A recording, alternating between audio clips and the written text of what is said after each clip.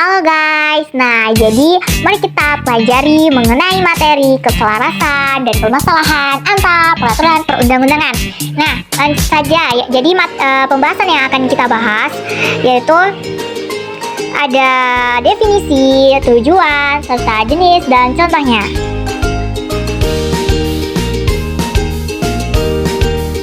Yang pertama itu definisi keselarasan. Nah, jadi keselarasan adalah kondisi di mana berbagai peraturan perundang-undangan yang berlaku berada dalam konsistensi dan kesesuaian satu sama lain. Nah, jadi ibaratnya gini ya. Jadi keselarasan hukum itu kayak semua aturan main dalam hukum itu sejalan dan tidak berantakan.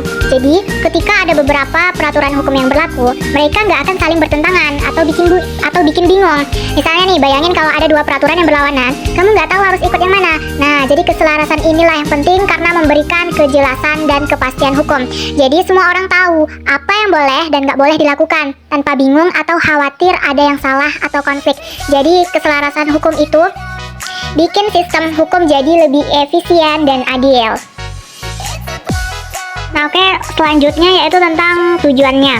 Nah jadi tujuannya yaitu adalah untuk mendapatkan masukan dalam perancangan peraturan perundang-undangan agar sesuai dengan yang dibutuhkan oleh pemangku kepentingan, serta untuk menciptakan kerangka hukum yang koheren dan mudah dimengerti. Nah maksudnya gini ya, kalau bahasa kita itu jadi tujuannya itu bikin aturan yang gampang dimengerti sama yang dibutuhin. Nah jadi biar hukumnya jelas dan sesuai sama yang dibutuhin oleh masyarakat ya, serta juga menciptakan kerangka hukum yang logis dan mudah diikuti. Oke, langsung saja kepada jenis-jenis keselarasan. Nah oke, yang pertama jenis-jenis keselarasan yaitu yang pertama keselarasan substansi. Nah apa itu keselarasan substansi? Keselarasan substansi yaitu keselarasan yang memastikan bahwa isi hukum dan peraturan yang berbeda tidak bertentangan sehingga tidak ada konflik dalam pelaksanaan atau penerapannya. Nah, jadi kalau di bahasa kita maksudnya itu keselarasan substansi itu seperti memastikan bahwa berbagai aturan yang berbeda tuh nggak bikin masalah atau konflik saat dijalankan. Nah jadi semuanya harus saling cocok dan tidak bertentangan. Selanjutnya yang kedua adalah keselarasan hierarki. Nah jadi keselarasan hierarki yaitu memastikan bahwa hukum yang lebih tinggi dari dalam hierarki seperti konstitusi tidak lebih rendah dari hukum yang lebih rendah seperti undang-undang dan peraturan. Nah jadi kalau singkatnya tuh begini ya, keselarasan hierarki itu dalam hukum berarti bahwa hukum yang lebih tinggi gitu, seperti konstitusi memiliki kekuatan yang lebih besar daripada hukum yang lebih rendah seperti undang-undang dan peraturan. Nah jadi kalau secara panjangnya gini, keselarasan hierarki itu prinsip dasar dalam sistem hukum yang mengatur peringkat berbagai jenis hukum. Nah jadi berarti bahwa konstitusi negara, hukum tertinggi ini menduduki posisi tertinggi dalam hierarki hukum. Jadi hukum ini tidak dapat dilanggar atau bertentangan dengan hukum yang lebih rendah seperti undang-undang yang dibuat oleh badan legislatif atau badan peraturan yang dikeluarkan oleh badan eksekutif. Nah jadi prinsip ini penting untuk memastikan konsistensi dan kestabilan dalam sistem hukum. Selanjutnya adalah keselarasan ruang lingkup. Nah jadi keselarasan ruang lingkup itu yaitu menetapkan batas wilayah geografis atau subjek yang diatur oleh peraturan tertentu untuk menghindari tumpang tindih dengan yurisdiksi lain. Jadi kalau dalam bahasa kita itu keselarasan ruang lingkup itu adalah aturan yang menentukan wilayah atau hal-hal tertentu yang diatur oleh suatu peraturan agar tidak bertabrakan dengan peraturan lain. Nah jadi gitu ya inti dari maksudnya. Oke, selanjutnya yaitu keselarasan sumber hukum, yaitu memastikan bahwa sumber hukum yang berbeda seperti undang-undang, peraturan, keputusan, pengadilan sesuai dengan konsisten dalam hierarki hukum. Nah jadi singkatnya bahwa keselarasan sumber hukum itu berarti bahwa berbagai jenis aturan hukum seperti undang-undang, peraturan, keputusan dan putusan pengadilan harus sejalan dan tidak bertentangan dalam sistem hukum yang berlaku, atau yang mengharuskan semua elemen hukum untuk selaras dan konsisten satu sama lain. Selanjutnya yaitu keselarasan waktu, yaitu mengatur tanggal efektif hukum dan peraturan serta masa berlakunya sehingga tidak ada tumpang tindih atau kebingungan. Nah jadi maksudnya itu dengan kata lain Hal ini penting untuk memastikan bahwa aturan dan hukum mulai berlaku pada saat yang sesuai, sehingga tidak ada situasi di mana dua peraturan berlaku secara bersamaan atau kebingungan terkait berlakunya aturan tertentu. Oke, selanjutnya yaitu adalah keselarasan prosedural, yaitu mengatur prosedur hukum yang harus diikuti dalam pemrosesan kasus hukum, termasuk proses pengadilan dan penyelesaian sengketa. Nah, jadi maksudnya itu singkatnya adalah aturan, yaitu mengenai aturan atau langkah-langkah yang harus diikuti dalam pengolahan kasus hukum, termasuk bagaimana kasus itu diperlakukan di pengadilan dan cara menyelesaikan perselisihannya.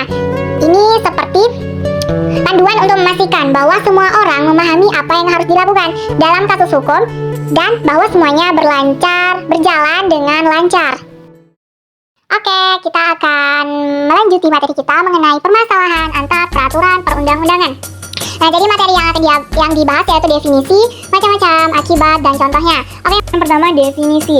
Definisi permasalahan ini dapat dijelaskan sebagai ketidakcocokan atau kontradiksi antara aturan-aturan hukum yang ada, atau permasalahan atau peraturan perundang-undangan biasanya terjadi ketika ada konflik atau ketidaksesuaian antara berbagai aturan hukum yang berlaku di suatu yurisdiksi. Nah, jadi permasalahan antar peraturan undang-undang ini ada macam-macamnya, yaitu yang pertama ada tumpang tindih, kontradiksi, kesenjangan, inkonsistensi, dan banyak lagi. Oke, yang pertama yaitu tumpang tindih, yaitu ketika dua atau lebih peraturan berlaku atas isu yang sama dengan aturan yang berbeda.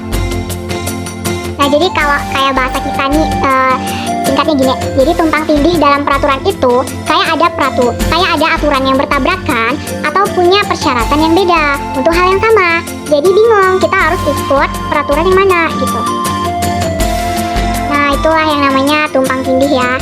Oke, selanjutnya ada kontradiksi. Nah, jadi kontradiksi itu adalah ketidaksesuaian antara peraturan hukum yang berbeda dalam hal isi atau persyaratan tertentu.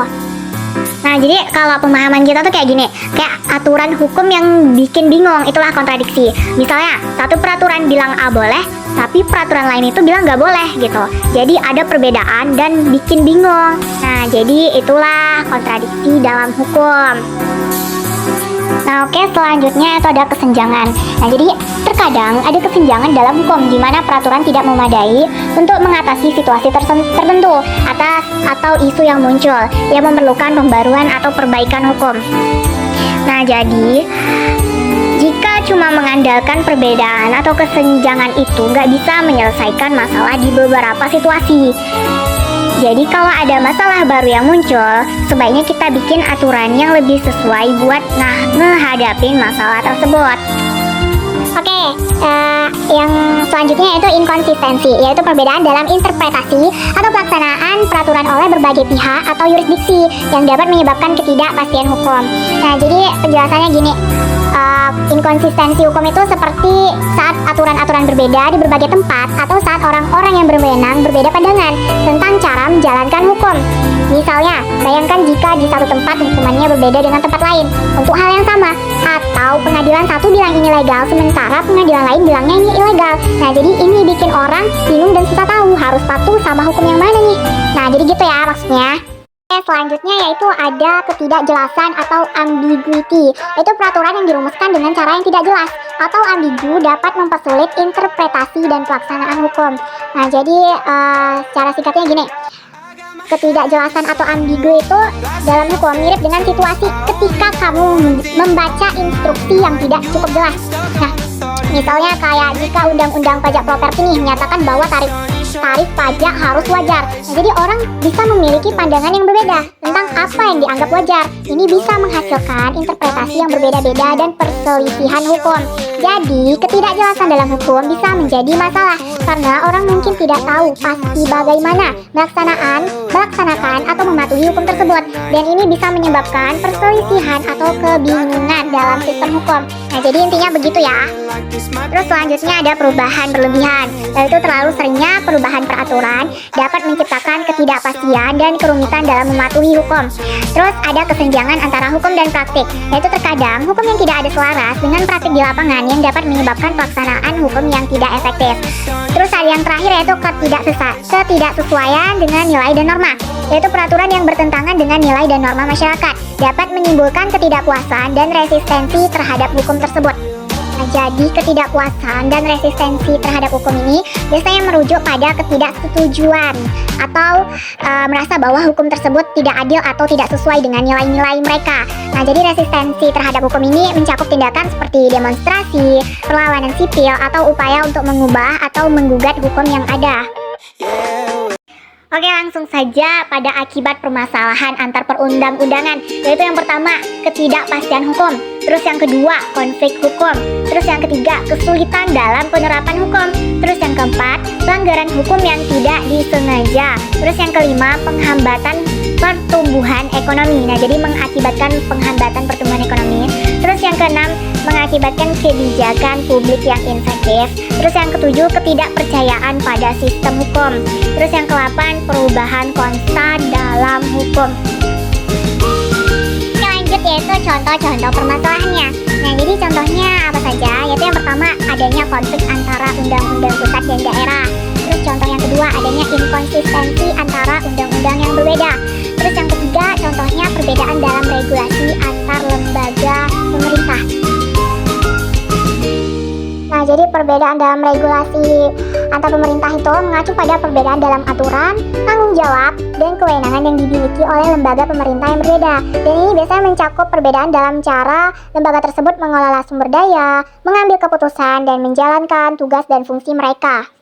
Nah, jadi mungkin itu saja yang bisa saya jelaskan mengenai keselarasan dan permasalahan antar peraturan perundang-undangan. And see you next time!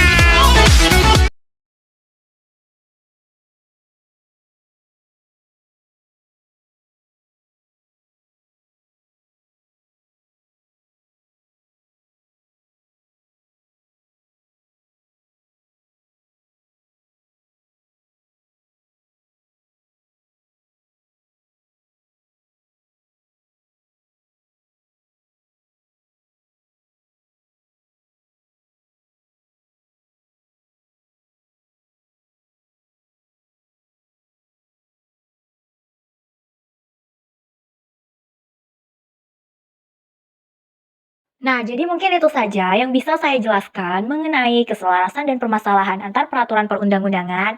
And see you next time.